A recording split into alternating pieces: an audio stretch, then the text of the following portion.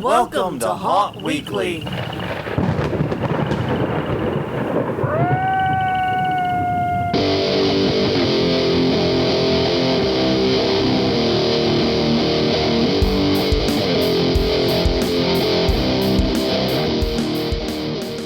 Greetings, everyone. Jonathan here, and though I am absolutely loath to do two of these Redux episodes back-to-back like this, it is kind of necessary. As we mentioned to you last week, we came down with COVID, and even though today we're both doing much better. Crystal actually had her first day back in her office. She worked all last week remotely, is back in the office today. They let her back, and I've put in a full day of work in my office, too. The main thing we can't do reliably is sit and talk for an hour because we both have a cough and a lot of congestion still.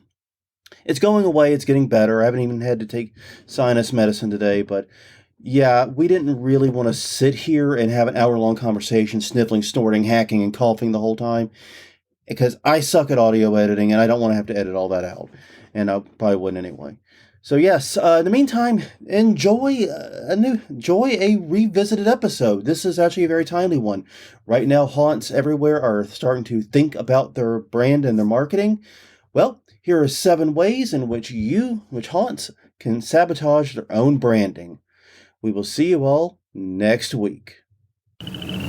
Welcome to Haunt Weekly.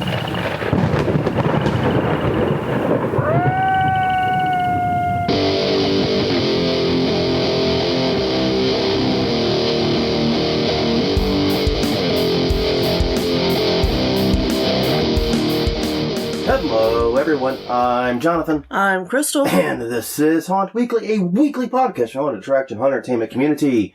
Whether you're an actor, owner, or just plain aficionado, we aim to be a podcast for you. And we are back home.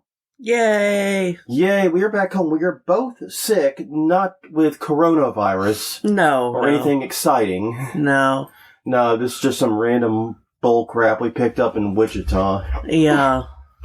And nothing can be bothered to go to Wichita, not even coronavirus. So yes, we are fine. We're just stuffy, a little cold. I'm on the downslope of it right now. Right. I'm coming out. You seem to be just getting into it now.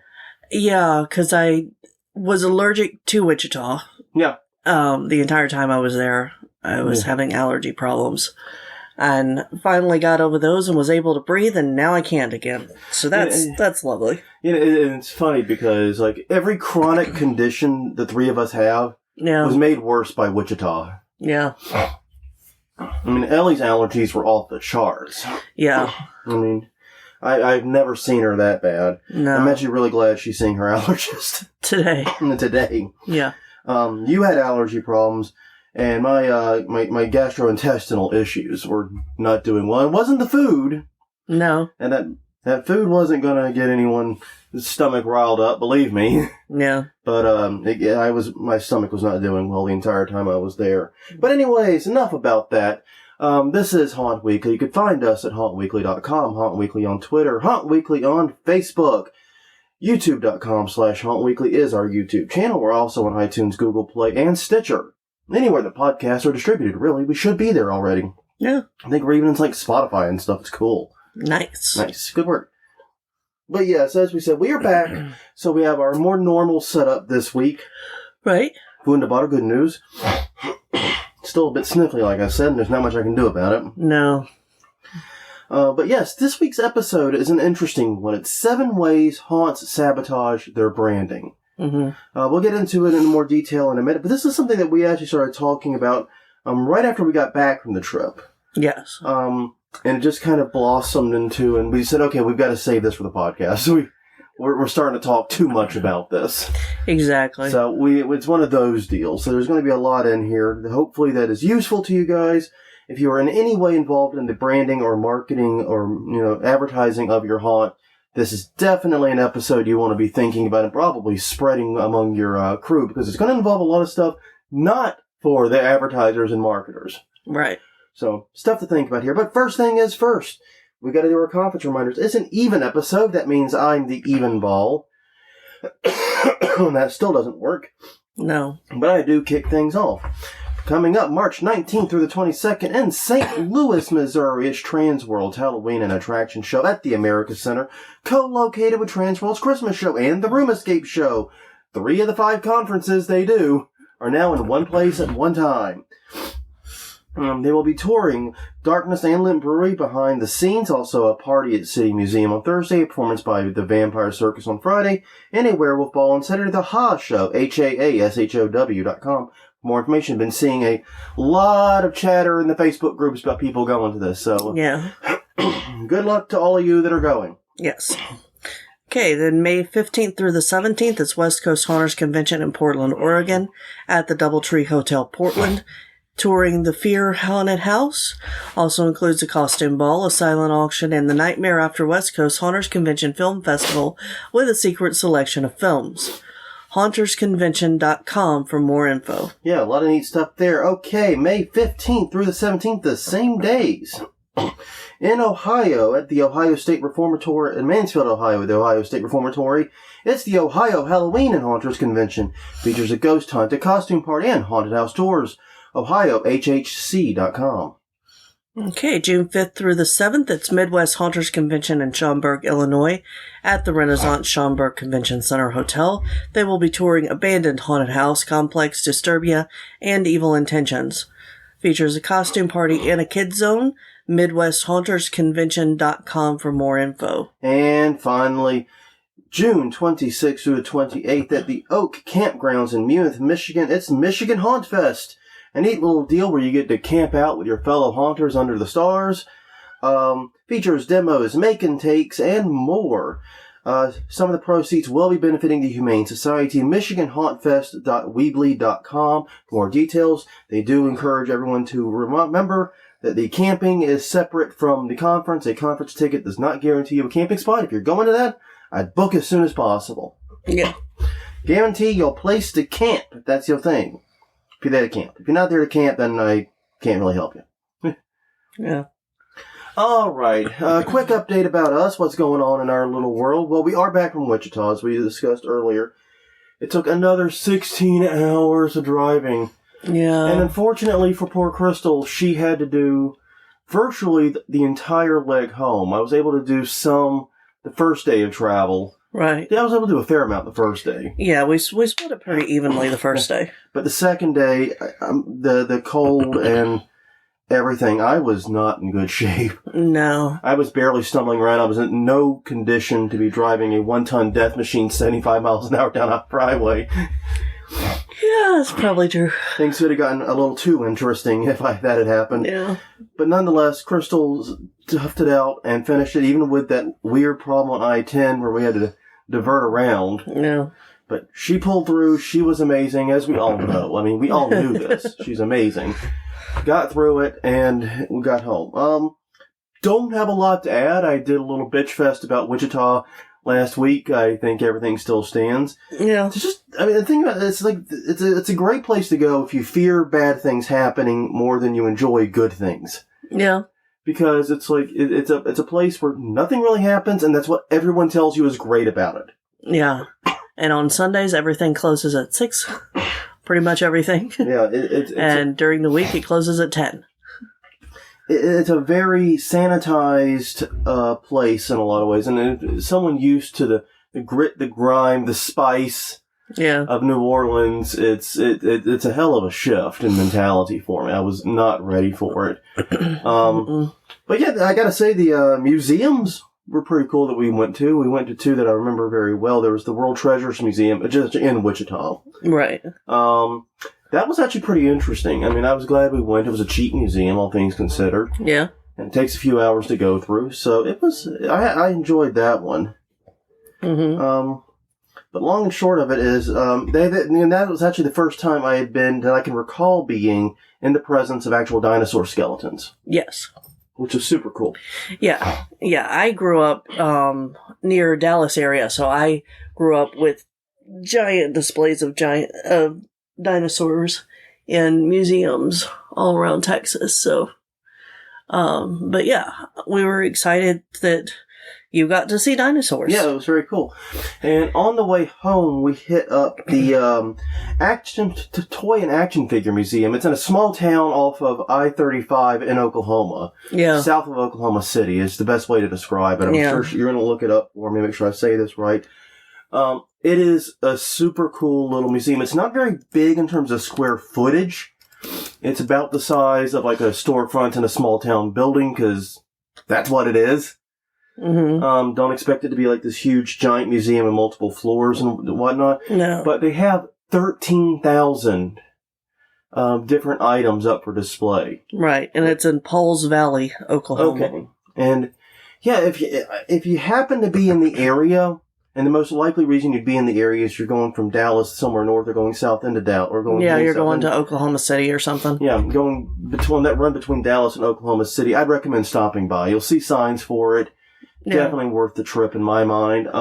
Several little diners in the area that were interesting. Yeah, a lot of little things you can do in the town itself if so inclined. Yeah, all in all, I really had a good time there. 13,000 things, and it's neat because there's stuff from like every era you can fathom of action figures, all the way to the modern day. Yeah. And you're guaranteed to find a few things from your childhood floating around there. Yeah, you definitely are. And they have, a missing poster for an action figure that was misplaced, probably by a kid, because they do have a kid's playroom. They can go and play with all the action figures. Yeah, they have like a weird story going through all of it. It's kind of bizarre. And also Waldo's in there somewhere. I did not find him. No, we found neither of the missing action figure nor Waldo. I mean, and then you would think it wouldn't be that difficult, but it is. Like I said, there's 13,000 things in there. The Batman collection alone, I think, had like 2,000 or 3,000 Batman toys. It was incredible. It was. Like I said, it's every Batman you can fathom. It was so cool. So those two things were great. Other than that, I don't have a lot to add about Wichita. It was nice to see Ellie's family. Yeah. They were cool. We got to hang out a bit. That's all there is. Yeah. All right, so let's get to the topic of the week now that we're about 10 minutes in. Perfect time. So we discussed branding, the basics of branding, way back in episode 83. Mm-hmm. And look, we know that you guys listen and retain absolutely everything we say from every episode perfectly. Yeah, we are like definitely we are like idols to you, and you have no choice but to hinge on our every word like it's scripture. I get it; it's okay. So I think we just lost a lot of listeners. Yeah, everyone's just laughing. It's like, nope, it's not. No, fuck you, Jonathan. Obviously, that's not the case. That would be a completely unreasonable expectation. Right. But seriously, that episode does contain the fundamentals of branding, including the 10 elements of a brand, and various ways that you can hone on it. But here's the thing. To summarize what we need to do to get to what we're discussing today, it's important to remember your brand is not your advertising, your website, and your social media, etc. Those are parts of the brand. Right. Oftentimes very important parts, especially since they are in parts of the brand you directly control. Mm-hmm. But they are not the brand. Instead, the brand is what your customers think and feel about your haunt. Yeah. And you want that, obviously, to be a positive experience. You want it to be something, a brand that they connect with, that they feel strongly about, and that they are willing to spend money to return to. Right. If you have a brand as being this cheap, no good haunt, you're not going to get that. But if you have a brand for being a high quality haunt, or, a haunt of a specific type that really caters to their tastes, then you will. Or cheap and fun. Yeah, cheap and fun's fine. Yeah.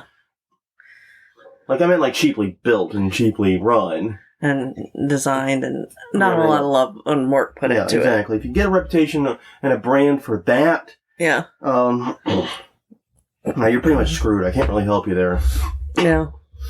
But yeah, it's established, but basically your brand is established through a combination of all of your marketing, everything that you do to promote your haunt. So that website, that social media, your advertising, etc., and the customer experience, and it includes all customer interactions. Any interactions they have with you online leading up to it, the interactions, what they experience when they go through your haunt, everything combines to make that, to make your brand. Yes, including after they leave, if they leave you a review or anything like that. Yeah. That also ties into it. Everything. So, It's the totality of the customer experience and what they walk away feeling and thinking about your haunt. And so what that means is, even if you do everything perfect with your marketing side, if your customer service side or your actual customer experience isn't up to snuff, and we're going to talk about this in more detail, the brand still sucks. Yeah. A, it'll be inconsistent, and B, it's going to walk away because you can't advertise your way past a bad customer experience. But we'll get into more detail on that in a minute. Right. But yeah, it's a combination of all that stuff. And basically your goal as the marketer, as the haunt owner, is to have all of that tie into one brand, one very consistent message that your customers can identify with. Mm-hmm. And that could be, we are the scariest haunt in the region. It could be, we are the family-friendly haunt. We're the one that wants families to come by and spend an afternoon, like what Scout Island's doing, more or less. Right. You can be, we're the actual haunted house. Yeah. It's what the mortuary's trying to do. Mm-hmm. Things like that. But it's this brand. You want it to all tie together to give your customers a simple message that they connect, identify with, and want to pay money to experience again. Yeah. I think that's it. Yeah, you want your customers to come back. You don't want them to go once and go, well, that was crap. Yeah, the greatest, probably the greatest mind in the advertising industry has ever known, David Ogilvy, had a great line that said, advertising can sell a bad product once. Mm-hmm. It can't sell it twice. Yep. And that's truth. Yep. This is why he's David Ogilvy and why I'm some schlub on a podcast. Yeah. He said smart things like that decades before I was born. Yeah. But yeah, so yeah, all in all, these, this is what you're thinking of with a brand. And the problem is when we go to visit haunts, especially when we go to visit haunts that we don't know as well, like we go to that Houston trip or we go to the Atlanta trip. Yeah. We research the hell out of these haunts. We're giving ourselves all these interactions with haunts. Right. And basically what we're trying to do is learn everything we can. And one thing that happens so often is we find that the haunts are sabotaging their branding. Yeah. Through sometimes abject stupidity is the only way to describe it. That's fair. I think that's fair. In some cases, oftentimes it's just not being aware, though. Yeah, and I mean, it's easier for us with the local ones to see when they mess up, because we've been following them for so long. Yeah, but I've even seen it with, like, these new haunts that we go to, and, like, the website and the printed materials don't line up with the experience when we arrive. Yeah. Which the experience on the exterior doesn't line up with the experience in the haunt. Right. And so on and so on. Yeah. Diddly diddly dee. Yeah. So yeah, but here's just some of the ways we've observed haunts really messing up and self-sabotaging their branding. Yeah. This obviously is not an all-encompassing list, but the goal here was to make a list that is targeted at haunts, because I don't want to say things you could say about just any business. Right. Kind of mess that up with the first one. Yeah. Because that's how we start talking about was our local bar. Yeah, exactly. We'll get into that in a second. But no, but also, like I said, the most common ones we see. Yeah. But the first one is definitely the most common one we do see. Yes. In the haunt industry. But it also does apply to other businesses, including our favorite bar, probably. Yeah. Which is inconsistent logo/design. Mm-hmm. Like I said, we covered this one in that previous episode, way back. It's something we harped on in 83. But it bears repeating, because haunts do this wrong all the time. If you have print ads, a website, TV ads, a social media campaign, etc. Right. I should know immediately, just by looking, just by glancing, the faintest wisp of a look, I should know they're all from your haunt. Yeah, and I would even extend that to your tickets. If you're paying for those premium tickets, brand it. I mean, put that stuff on there. We actually keep those. We have a drawer full of haunt tickets from over the years. Yeah. And now we don't keep the ones where, like, they just went to Office Depot and gave them. No. So that doesn't say anything. Right, but the ones that are printed and actually say the haunt and the day we went and did, like, an advance ticket. Oh, yeah, we keep those. Yeah. Those are treasured.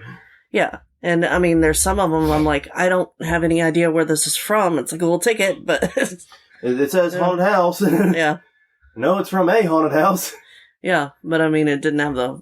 Yeah, but that's just Anyway. it, is you run into the situation, and it extends not just to your tickets, it extends to your online ticketing, because how many haunts have we dealt with? It was like, okay, buy tickets here, and you get whisked to a site that looks nothing like the Haunted Attractions website. Right.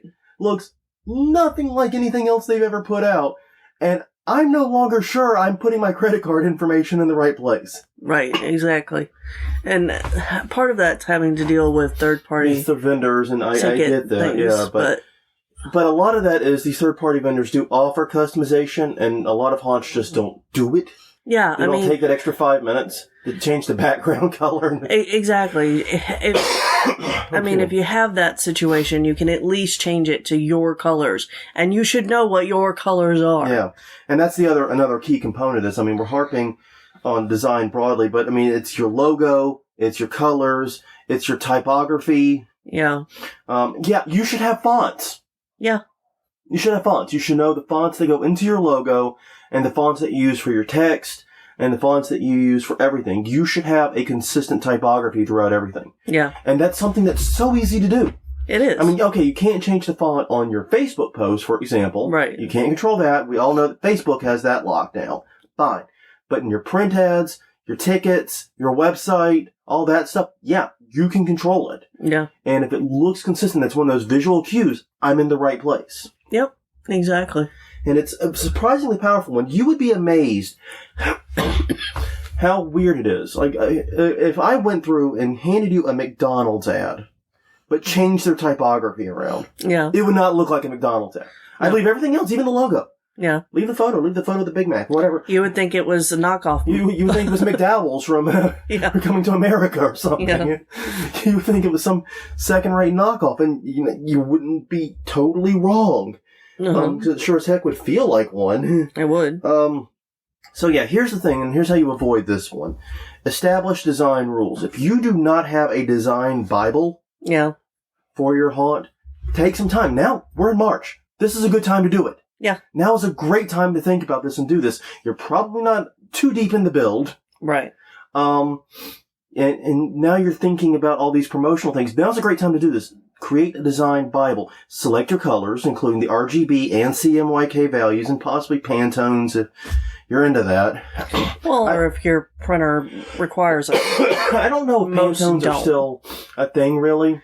In yarn, they are. Gosh, I know they're a thing, but I don't know if they are in printing, because I don't do that kind of printing that much anymore. I used to deal with Pantones all the time, Right. about 20-ish years ago. Yeah. But the world has moved on for me in that area, so I don't know how big of a deal it is.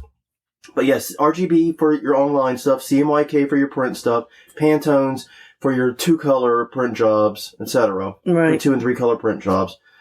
Yeah, get it there. Set your typography rules, and have a version of your logo that you can resize and manipulate into just about any environment. And once again, we've mentioned Canva, Yeah. I think 8 billion times here. Yeah. Canva is one of the best tools for this. I know where you would use Pantone. Where? If you were going to pick up paint to paint your gift shop the same colors as your logo. Yeah, you might use it. Yeah, it's a good point, though. No, you're right. You're right. Because it does wall apply paint, to the paint world. Yeah, Exactly. It does use Pantones fairly well. And if they don't use Pantones, you can go to Home Depot. They'll do a conversion on it. right. No, Most there you places go. do. That is a valid point. Yeah. That's I'm an like, where excellent have I point. seen Pantones recently? Yeah, you're right. Home Depot. Yeah. Yeah, you're right. Home Depot. You're 100% right on that. Good point. Excellent. Wunderbar. Good point. All right. No, but anyways, yeah. So set this up. Set up your design Bible now. And my advice, honestly, is if you're not very good at keeping the designs consistent, sign up for Canva. Let it hold your hand through all this. Yeah. Because what you do with Canva is you set up your colors. You set up, put your logo in. Mm-hmm. And it will do the resizing and reformatting to make sure your Facebook and your The Twitter Pro hit. does. Yeah. Yeah, the Pro will resize it for you automatically. Yeah. And it is worth getting the Pro. Yeah, it's not My that broke much. ass pays for the Pro. Yeah. All right. You can get the Pro too. Oh, God. One of those episodes. Uh-huh. Getting worked up. Number 2. Irrelevant or inappropriate merchandise for your brand. Yeah. Now, 190, we talked about gift shop blues. Yeah. And the idea was we wanted to see haunts move past the merch booth and start actually offering gift shops. Right. And that means pairing with local artists. That means having things that aren't directly related to your brand, but like fit within the sphere of what you're trying to do. Right, exactly. It makes sense to be there. You're not putting, sunshine, flowers, and kittens in your haunted attraction gift shop. Right. But you are putting in things that aren't directly tied to your brand. Yes. And that's fine. That's fine. That type of expansion, I think, is a good thing. And as long as nothing is like completely incongruent, right, you're good. Mm-hmm. But I'm focusing today on the merch side of it, right, which is where you're making stuff that is supposed to represent your brand directly. Yeah. And yeah, basically, the difference between merch and a gift shop is a merch only has things with your logo on it that are from Joe's Haunted House. Yeah. Where the gift shop has stuff made by tons of other people. Yeah, and the way that I see this most messed up is on t-shirts. Oh, God. And that's because, so there's some haunted houses that'll buy a generic print on the front. Yeah. And then put their information on the back Tiny of the t-shirt. logo on the back, yeah. Yeah. But, it's so generic that sometimes I wind up seeing that print in Walmart. Yeah. That's not branded for you. No, but it is not. And that's one of the problems. I mean, we have seen, these are some major haunted houses we've seen make this mistake. This isn't just the small fish, for the record. Major haunted houses make this slip up.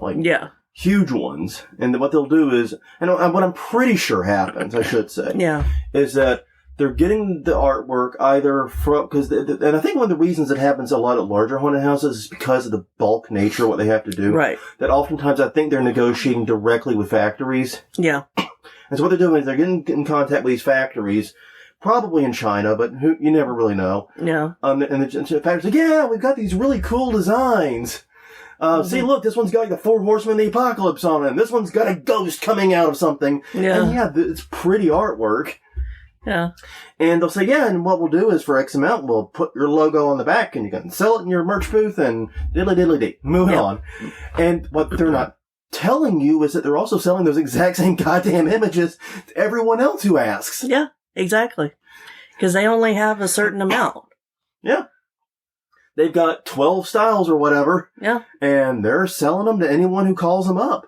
This is a bulk business. And we have literally gone, bought t-shirts from a haunted house, pay $35 or whatever. Yeah. And then the next day, we went online to look for a different size or something. Well, yeah, we could ship one for your brother or whatever. Yeah, exactly. And we find out, oh crap, you can get them on Amazon without the haunted house logo on the back, but you can get them from Amazon for like $12.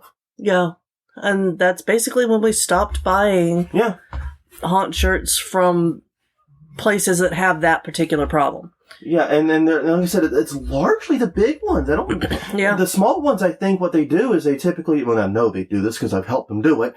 Yeah. They put their logo and they put their stuff on a t-shirt and get it screen printed somewhere locally, or a US-based screen printer just does custom work. Right. And they get a discount on that.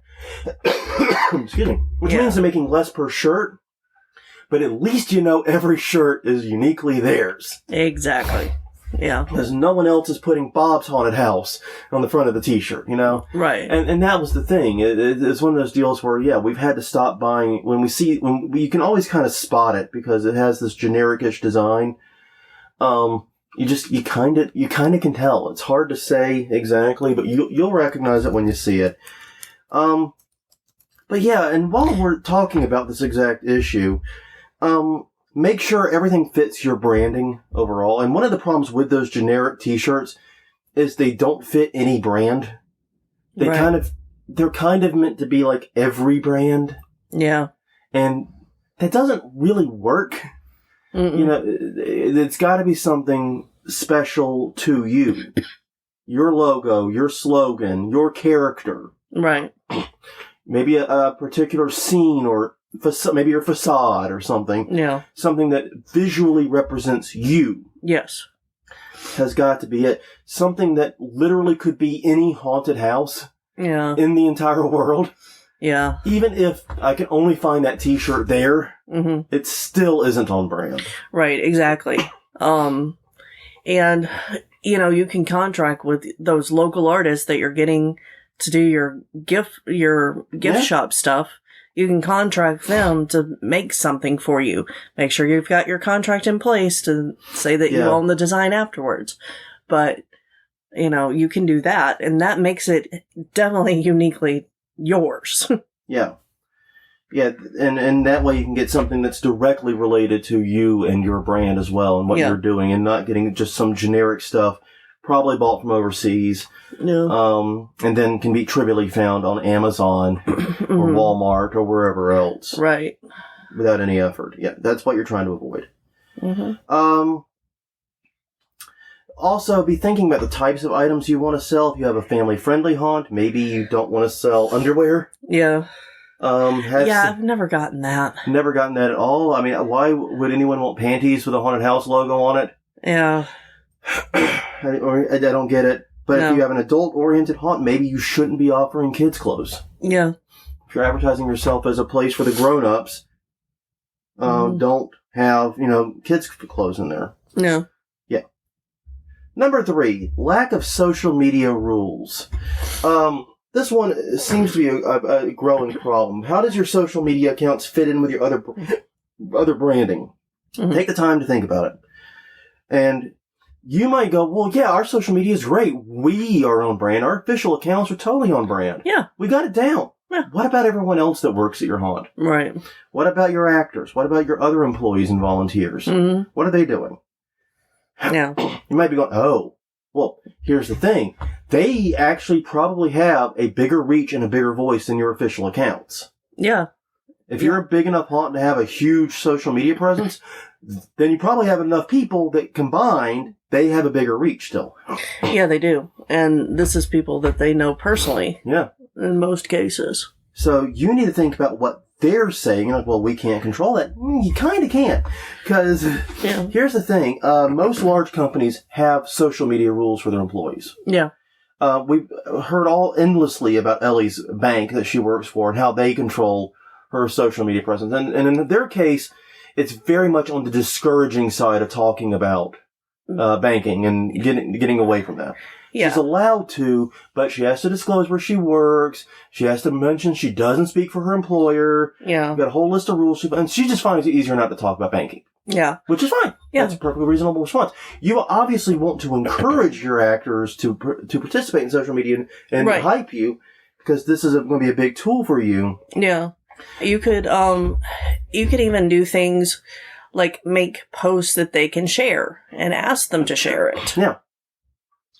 You can do that. That's a good idea, actually. And that way you can handle any disclosures you feel the need to do that way. Right. But also you need to encourage them to not give away secrets. Yeah. Don't, if you have characters that are hidden in the haunt and aren't necessarily marketing characters you put in your marketing. Right. Not your front of house people. Not your front of house people. Tell them not to post photos of that. Yeah. Maybe don't post photos of you in makeup. Yeah. Before the season's done. Right. Maybe don't shoot a photo and share photos of the scene you're in. Mm-hmm. Because one of the problems you have a lot of times with a lot of haunts is you can see a significant amount of the haunt on the social media because the actors posting. Sure, and I get they're happy, they're really proud of the makeup they did or that they got. Mm-hmm. They love the room they're in. That's great. Keep it until after season. Yeah. Yeah. Well, and I see makeup artists posting pictures of their work. Yeah. Too. Which, that's not as troubling to me because it's not the person that, people know. Yeah. It's somebody who does all the makeup. But no, I mean that. Yeah, the trick to it is you have to find your balance between what you share publicly to promote the haunt and what you keep secret to keep the haunt engaging and surprising. Right. You've got to find a balance there. You can't just give away everything Yeah. and then expect customers to act surprised. Also, if you're doing events on social media, this is not quite on topic, but, whatever it is. Go ahead. Be sure to invite all of your actors to the events, and that way they can share it out as an event. Yeah, that's a great idea. But no, I like your idea of having prepackaged posts that they can share. Yeah. That way you can ensure no secrets are divulged and nothing is said that's off-brand. Right. And they can just share that.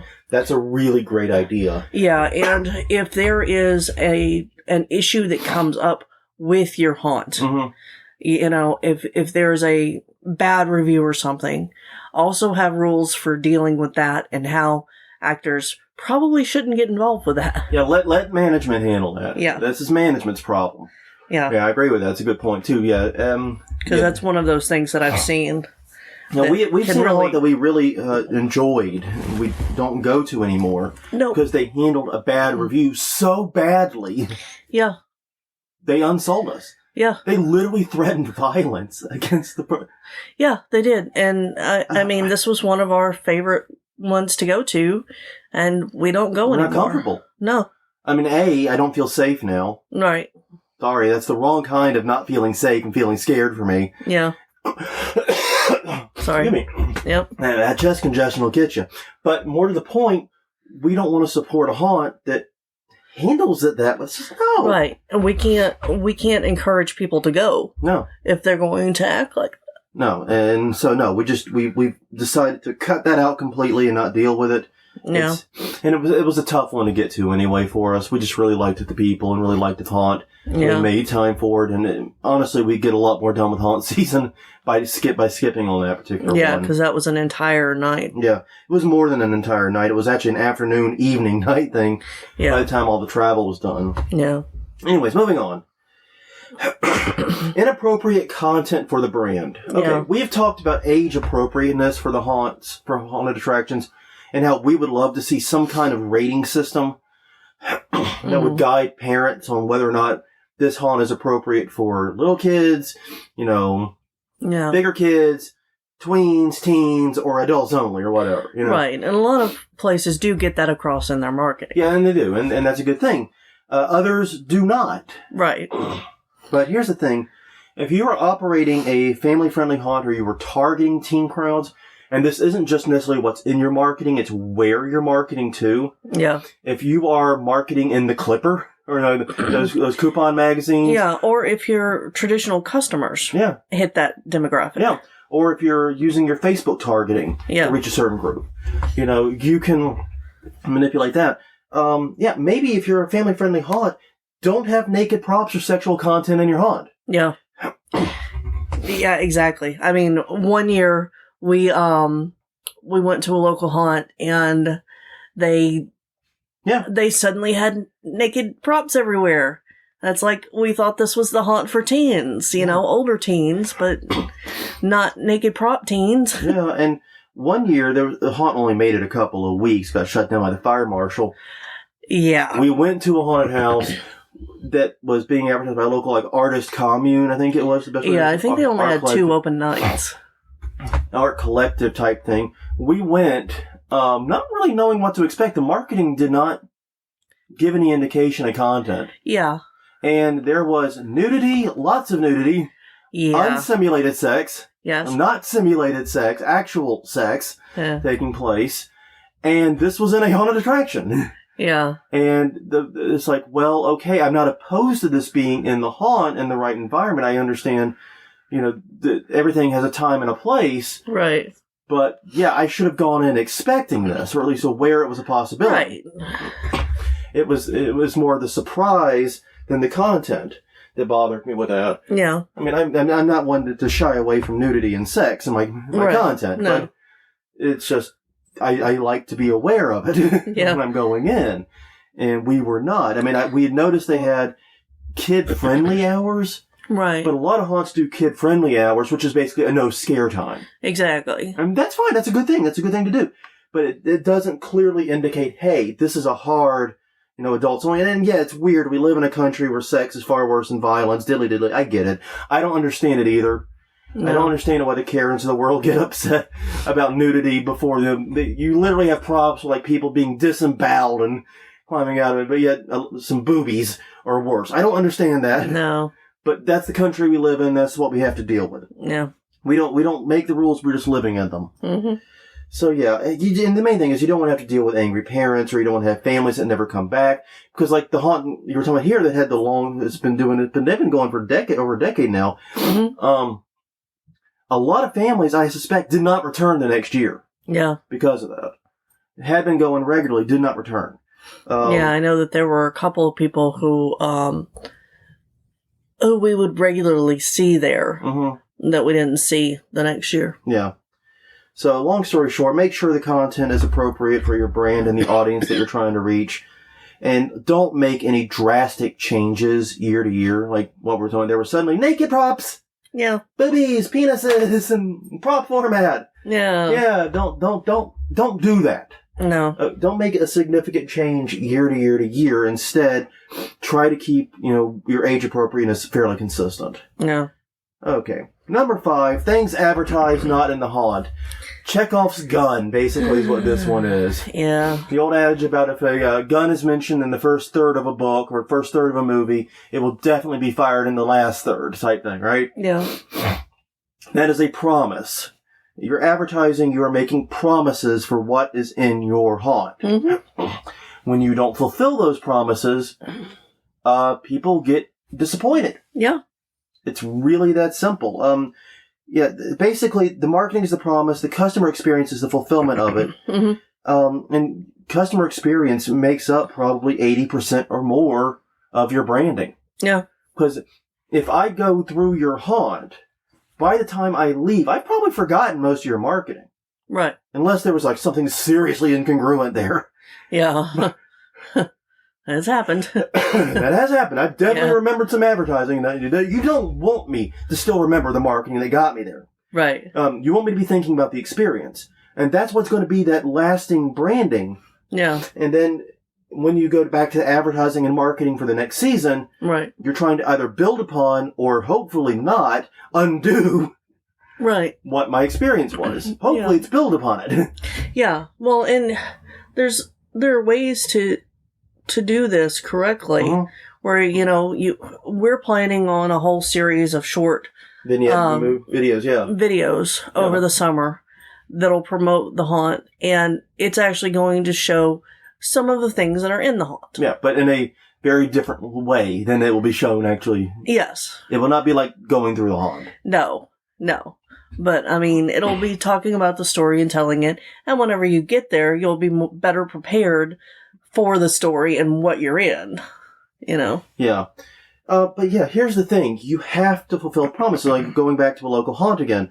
One year, they had a commercial that was everywhere. Yeah. It was like Mike Bloomberg funded the campaign or something for the haunt that year. Yeah.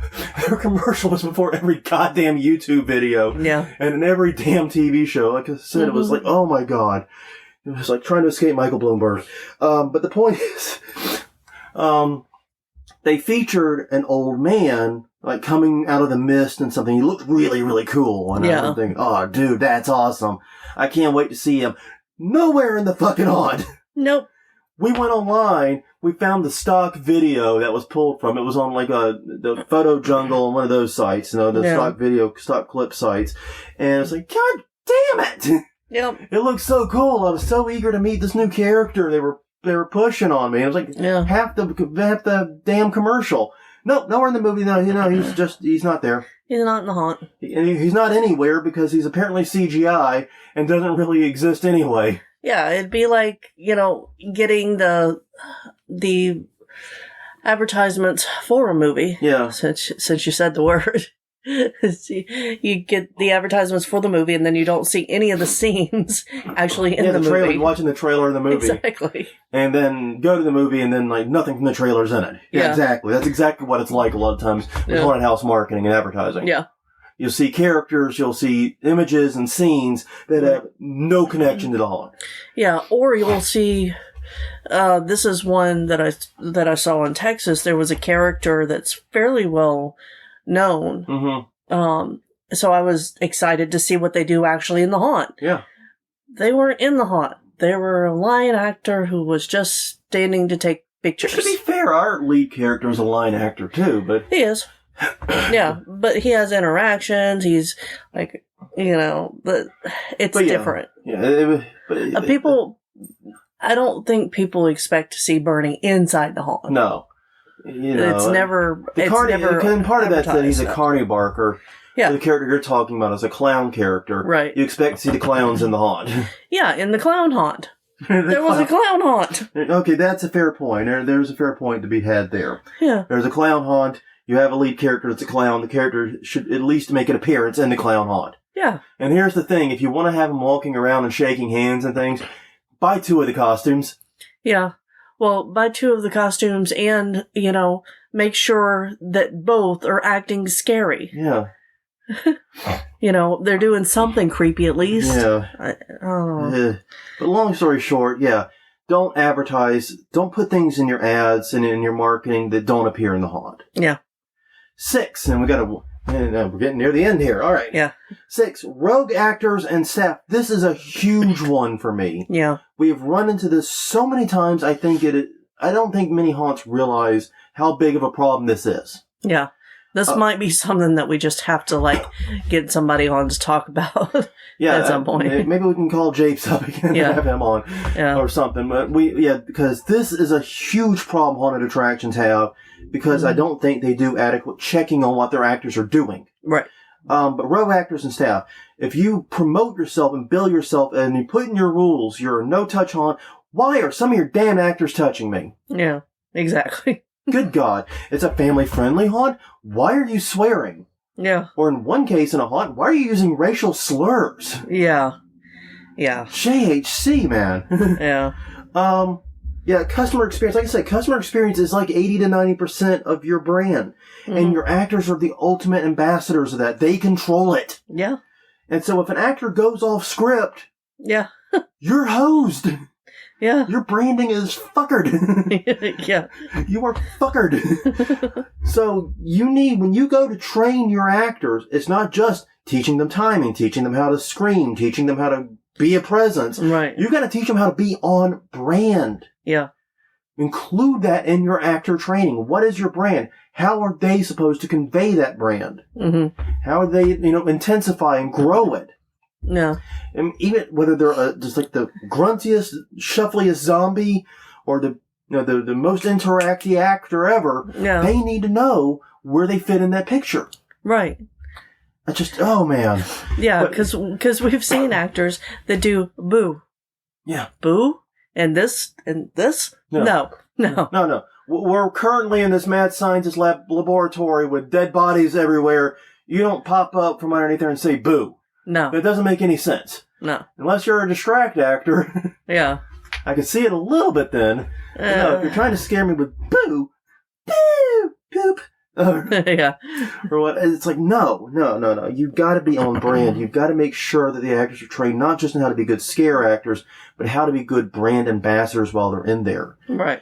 And got to follow up with them. You got to check up on them. Yeah, and that's also if you take characters to conferences. Mm-hmm. Those characters need to be on brand at the conference when they're in public spaces. Yeah.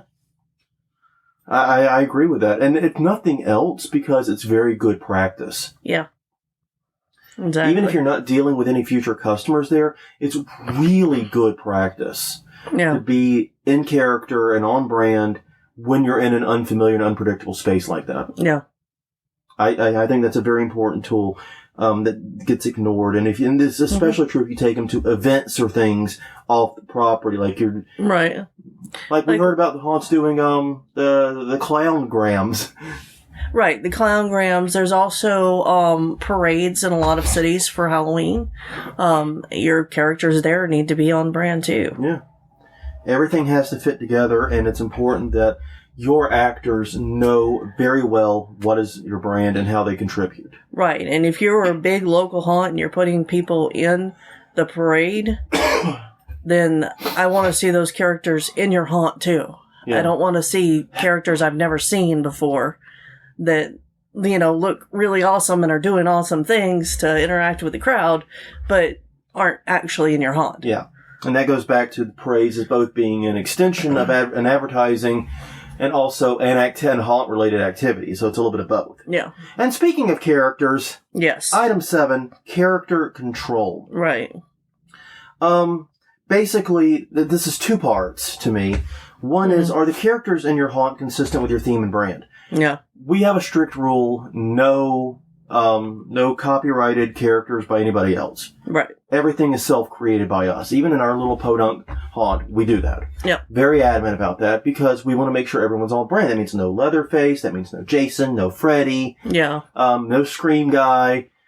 And I hear a lot of haunts say, but yeah, the customers are so disappointed if they don't, get to see Chucky or Pennywise or whatever. Well, then you haven't given them something better. Yeah. There's 2 points to that. One is you could have a place where they could be. And I'll give kudos here to the haunt in Houston where they did the movie-themed haunt. Right. Okay, that makes sense. Yeah. Yeah, it's still copyright infringement, but at least Pennywise makes logical sense here. Yes, in a theater. In a theater scene. When you go into the movies and we're exploring scenes from movies, yes, it's still copyright infringement, but at least it's logical. Yeah. But for Pennywise, or in one haunt's case, 19 fucking Pennywises, yeah, to appear just in a random scene in a haunt that has nothing to do with it or nothing to do with TVs or movies, it's off-brand, it's off-putting. And okay, if the customers are disappointed by it, give them something scarier. If you can't make a scarier clown than Pennywise, come on, you can do that. Yeah. Pennywise, and part of that's because Pennywise has been ground down now. Yeah. We've all been overexposed to Pennywise. Yeah. If you can't come up with something far scarier than Pennywise, you're not trying. I'm sorry. You can do it. It's easy. There's so many creepy things you can do with clowns. It's one of the reasons they're so popular in haunts. Yeah. I mean, like I said, I'm not huge on creepy clowns. That's not my phobia. No, it's not mine either.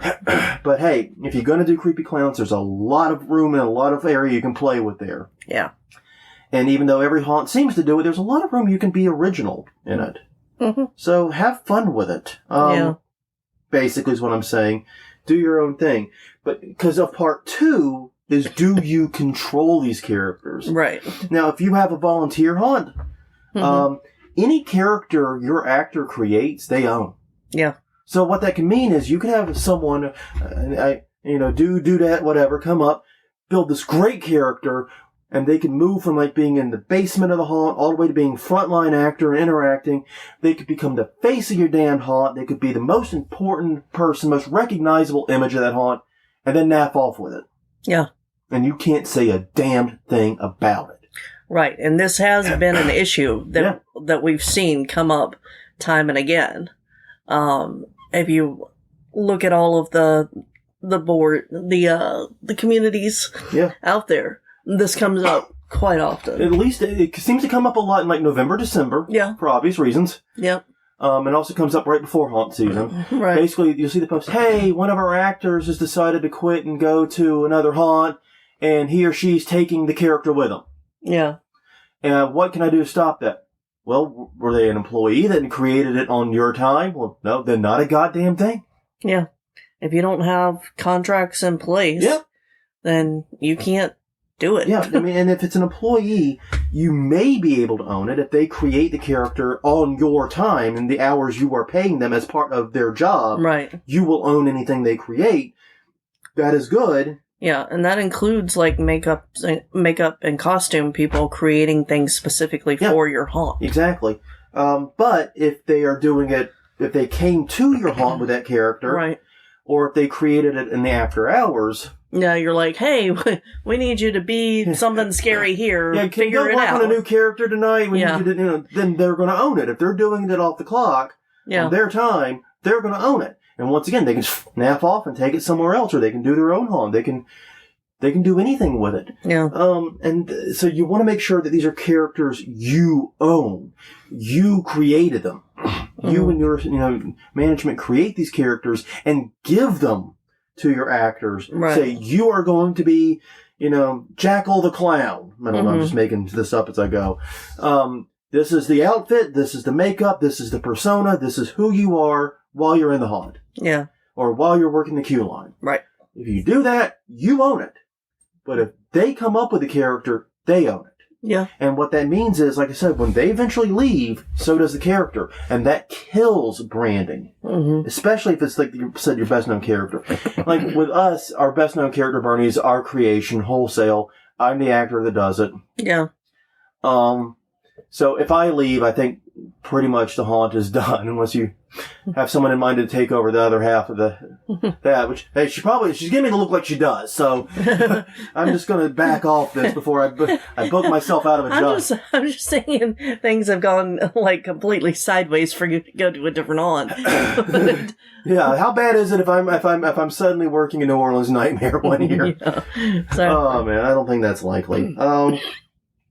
But the point I'm trying to say is, so we're not going to run into troubles with Bernie Baxter. right. But like I said, if you have a character in your haunt that was created by one of your actors, what you can do right now is start thinking about this issue and see about getting a contract in place. You're probably going to have to pay for it. It's probably not going to be free. It may not even be cheap. But I would seriously get that in place now and sort of try to work with the actor that created that character, saying, hey, we want to make this character a bigger part of our marketing and a bigger face in our haunt, but we need to own that if we're going to do it. Would you be willing to sign it over to us for blah, blah, blah, and, try to work out a deal because, and get your lawyers involved in this, because you're going to want them. But yeah, make sure you own the characters. And think about it like this, even if they don't leave for another haunt. Right. What if they go to they start taking side gigs? Yeah. Do a birthday party. Yeah. Just throwing out random stuff that they might do. They do a birthday party.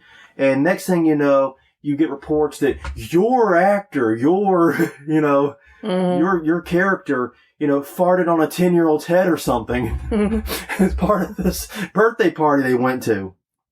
Well, and the thing is that, there are a few kids that fall in love with characters, and it might be completely appropriate to do a short FaceTime at a birthday party. Yeah. But that's something that you have to realize can also go sideways. Yeah, you need to, if you're going to allow your characters to be used for other things like the clowngrams and so forth, you have to retain tight control of that. Right. Because like I said, once these characters become the face of your haunt, it's basically the same thing as if you yourself, or it's even worse than if you yourself had done something bad. Right. Because, if you're just the owner, the faceless owner of the haunt, which a lot of haunt owners are, then it's not a big deal. But if it's your lead character, that's rough. Yeah. That's literally the same thing as your haunt doing it. Yeah. So, be thinking about character control. We have seen it every year, like I said, in the groups. Yep. So-and-so left and is taking the character with us to the competitor. What do we do? Mm-hmm. Treat your actors better so they don't leave. What do you want? Yeah. Think about these issues beforehand. Yeah, exactly. What do you want? I mean, it's you can't win this one. You never own the character. You don't control them. Yeah. So they get to leave, and they get to take it wherever they want. They can take it to your competitor. They can take it nowhere. Yeah. So find a way to get control of those characters before the actor's ever in the costume. And it also helps if anything, even if it is an amicable split or the actor gets hurt or sick and just can't do it. That way you can put it on someone else and it not be an issue. Yep. Anyways, that's all for this week. It's been a fun one, like I said. And the whole thing got started because the cornhole boards we made for the Crown and Anchor here locally. They're doing great, by the way. Yeah. They're doing marvelous. But Crystal hand-painted the logo. Right. For Crown and Anchor on there. And then when we get there, we realize there's 3 different versions of the logo in the bar. Well, yeah, because I painted it on, and then I pulled up their Facebook page, and their Facebook page has different colors, and I'm like, oh no, did I paint the wrong thing? And it's like, no, because you got from the owner. I got the official, the official logo. And it's like, he sent it to me officially. Yeah. And then we see we're on the patio, and then we see a different Crown and Anchor logo, totally different. Yeah, completely. Different crown, different anchor, different chain. Yeah. Just different font. Different font, yeah, different everything, just hanging out in the back, and it's like, God damn it. And then I'm pretty sure that the hanging one over the door is a different one. Oh, I'm very sure of it. Consistency. What is consistency? I don't know. Anyways, on that note, everyone, thank you very much for spending the past hour with us. Hope it was useful and entertaining. You can find us at hauntweekly.com, Haunt Weekly on Twitter, Haunt Weekly on Facebook, youtube.com/hauntweekly. I'm finally out of the habit of saying tiny URL. YouTube.com/hauntweekly is our YouTube channel, also on iTunes, Google Play, and Stitcher. So until next time, I'm Jonathan. I'm Crystal. And this was episode 222, a slot machine episode of Haunt Weekly, talking about 7 ways haunts sabotage their branding. We will see you guys next week.